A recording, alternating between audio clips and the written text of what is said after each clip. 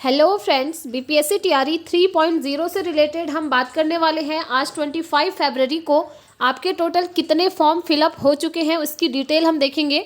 1 to 5, 6 to 8, 9, 10, 11, 12 सभी पर देखेंगे। जैसा कि आपने देखा वैकेंसीज आपकी 87,000 के आसपास आई हुई हैं, तो आवेदन कितने हुए हैं वो देखेंगे। और साथ ही साथ एक सीट के लिए कितने अभ्यर्थी दावेदार हैं, यानी कि एक सीट पर कितने लोग फाइट करने वाले हैं उसका डिटेल जानेंगे। साथ में जो अदर स्टेट के कैंडिडेट हैं उन्हें कुछ बातों का ध्यान रखना है, ताकि वो ऐसी गलतियां अगर आप करते हैं ना तो हो सकता है आपका एडमिट कार्ड ही ना आए, तो उन गलतियों से आपको बचना है। तो सारी चीज़ें डिटेल में जानेंगे फ्रेंड्स, बने रहिएगा वीडियो में एंड तक। तो फ्रेंड्स, सबसे पहले हम बात कर लेते हैं कि आज 25 फरवरी तक आपके कितने आवेदन हो चुके हैं टोटल। ठीक है, तो देखिए आज आपके टोटल हम ये देख सकते हैं कि 4.5 से 5 लाख के करीब आपके आवेदन हो चुके हैं। डेटा मैंने आपको पहले भी एक बार दिखाया हुआ था। तो ये जो आवेदन की संख्या है ना फ्रेंड्स, बढ़ती ही जा रही है। जब तक रिक्तियों का डेटा नहीं आया था सब्जेक्ट वाइज, तब आपने देखा होगा आपके आवेदन सिर्फ 3.9 लाख हुए थे। बट जैसे ही सब्जेक्ट वाइज पूरा रिक्तियों का डेटा आया, उसके बाद अचानक से आवेदन बढ़ने लगे और 4.5 से 5 लाख तक अभी हो गया है। और आप जानते ही हैं फॉर्म फिलअप की लास्ट डेट 26 फेब है, यानी कि कल है। तो कल तक देखते हैं फाइनली कितने फॉर्म और सबमिट होते हैं।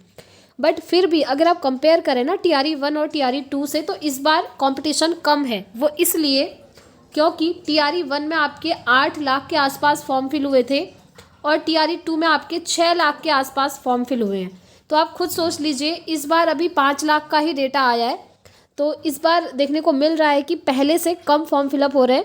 बट कल लास्ट डेट है, हो सकता है आपके आवेदन और बढ़ते जाएं, क्योंकि काफ़ी सारे स्टूडेंट्स के कमेंट्स भी आ रहे हैं कि हमने रजिस्ट्रेशन कर लिया है, हमारा सबमिट नहीं हो रहा है, फ़ी सबमिट नहीं हो रहा है। तो देखिए जितने भी स्टूडेंट्स ने रजिस्ट्रेशन किया है फॉर्म फिलअप करने के लिए ही किया होगा, तो फाइनल प्रोसीजर तक वो जाएंगे और कल लास्ट डेट है।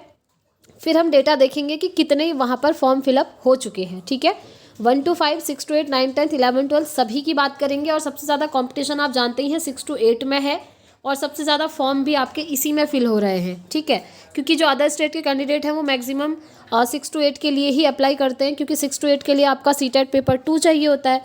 और 9, 10, 11, 12 में वैसे ही फॉर्म कम भरे जाते हैं, क्योंकि वहाँ के लिए बिहार का एस्टेट क्वालिफाई मांगा जाता है। और 1 to 5 के लिए तो आप जानते ही हैं सीटेट पेपर 1 और साथ में आपका डीएलएड होना चाहिए। बाकी जो एलिजिबिलिटी क्राइटेरिया है वो तो मैं आपको एक डिटेल्ड वीडियो में बता चुकी थी जब आपका ऑफिशियल नोटिफिकेशन आया हुआ था। तो देखिए आप लोगों की डिमांड पर ही मैंने ये वीडियो बनाया है, आप लोगों की ही काफ़ी सारी क्वेरीज आ रही थी। अब हम बात कर लेते हैं एक सीट के लिए कितने दावेदार हैं। अगर मैं कल के डेटा का बात करूं, कल जो डेटा हमको मिला था उसके अकॉर्डिंग एक सीट के लिए 5 अभ्यर्थी दावेदार थे, यानी कि एक सीट के लिए 5 लोगों ने फॉर्म फिल किया है। इतना कंपटीशन कल तक देखने को मिला था कल के डेटा में। ठीक है, अब जो आज और कल का मिला करके फाइनल जो डेटा निकलेगा ना कल, वो मैं आपको फिर कल बता दूंगी, क्योंकि फॉर्म फिलअप की लास्ट डेट तो कल ही है 26 फेब। उसके बाद हम बात कर लेते हैं फ्रेंड्स अदर स्टेट के जो कैंडिडेट हैं उन्हें क्या करना है। तो देखिए अदर स्टेट वाले बहुत ज़्यादा कन्फ्यूज्ड हैं। काफ़ी सारे स्टूडेंट्स का तो मुझे कमेंट भी आता है कि हम फॉर्म फिलअप करें या नहीं करें, हम टीआरई 4 के लिए अप्लाई करना चाहते हैं, टीआरई दें या नहीं दें। तो देखिए मैंने आपको पहले भी बोला था, चाहे कुछ भी हो आप टीआरई 3 का एग्ज़ाम ज़रूर दीजिए, क्योंकि टीआरई 4 होगा तो इन्होंने बोला है होगा ऑब्वियसली, बट ज़रूरी नहीं है कि 87,000 वैकेंसीज आपको देखने को मिले। हो सकता है वैकेंसीज आपकी कम भी हो जाएं टीआरई 4 में, और जब टीआरई 4 आएगा ना तो आपका कंपटीशन और ज़्यादा बढ़ जाएगा। वो इसलिए क्योंकि जो एस्टेट अपीयरिंग कैंडिडेट हैं, एस्टेट वाले जिनका मार्च में एग्ज़ाम है, वो इस बार एलिजिबल नहीं है, बट वो टीआरई 4 देंगे। तो टीआरई 4 में नंबर ऑफ़ कैंडिडेट्स बहुत ज़्यादा हो जाएंगे और वैकेंसी इससे तो कम ही रहेगी लगभग। ठीक है, तो इसलिए टीआरई 3 में अच्छा मौका है, आप उसे बिल्कुल भी जाने मत दीजिए। और अभी 3 अटैम्प्ट्स को लेकर जो परेशान है वो बिल्कुल भी परेशान ना हो, क्योंकि 5 अटैम्प्ट्स आपके होने ही हैं।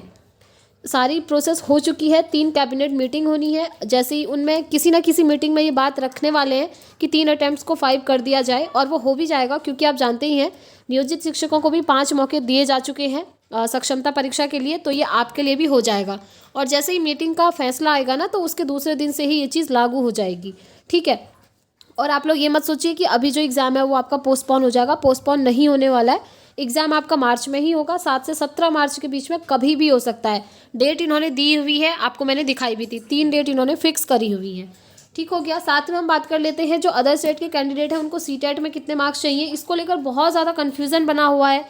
आप लोगों के कमेंट्स आते हैं कि मैम मेरे 82 मार्क्स हैं, क्या मैं सीटेट में 82 मार्क्स हैं, क्या मैं एलिजिबल हूँ, मेरे 84 मार्क्स हैं, क्या मैं एलिजिबल हूँ।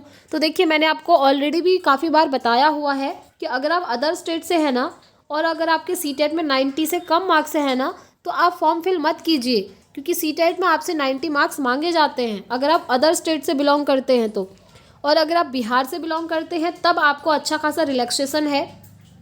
सबसे पहले बिहार के जो मेल कैंडिडेट है ना, जिनको कोई आरक्षण नहीं है, उनको तो सीटेट में 90 मार्क्स से ही चाहिए, तभी वो फॉर्म फिल करेंगे। और जो बिहार की जनरल कैटेगरी की फीमेल हैं और साथ में ओबीसी मेल फीमेल जो हैं, उनके सीटेट में 82 मार्क्स हैं, तो वो एलिजिबल है यहाँ पर।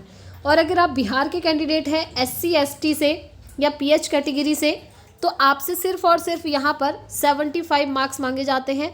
अगर आपके 75 मार्क्स हैं सीटेट में, तो आप एलिजिबल हैं BPSC TRE का एग्ज़ाम देने के लिए। तो आई होप मैंने आपको सारी इन्फॉर्मेशन दे दी है। जो भी इन्फॉर्मेशन आती रहेगी फ्रेंड्स, आपको यहाँ से मिलती रहेगी, इसलिए चैनल को सब्सक्राइब करके बेल आइकन ज़रूर प्रेस कर लें, ताकि जो भी इन्फॉर्मेशन आए आपके पास टाइम से पहुँच सके। इससे अदर भी अगर आप कोई कुछ जानना चाहते हैं, आपकी कोई भी क्वेरी है, तो आप मुझसे कमेंट बॉक्स में पूछ सकते हैं फ्रेंड्स। मैं कोशिश करूँगी आप सभी को रिस्पॉन्स करने की। एंड यस, सीटेट जनवरी वाले स्टूडेंट्स भी आप फॉर्म फिलअप कर ही सकते हैं, ये मैंने आपको पहले भी बता ही दिया था। तो जिन भी स्टूडेंट्स का क्वालिफाई हो चुका था सीटेट, आप इजीली अप्लाई कर सकते हैं BPSC TRE 3 के लिए। और जिन स्टूडेंट्स का इस बार सीटेट नहीं हो पाया, वो नेक्स्ट सीटेट की प्रिपरेशन स्टार्ट कर दीजिए। नेक्स्ट सीटेट आपका जुलाई से लेकर अगस्त के बीच में होने वाला है, और इसकी प्रिपरेशन हम बहुत जल्द स्टार्ट करने वाले हैं। तो इस वीडियो में इतना ही रखते हैं फ्रेंड्स, मिलेंगे नेक्स्ट वीडियो में। Thanks for watching.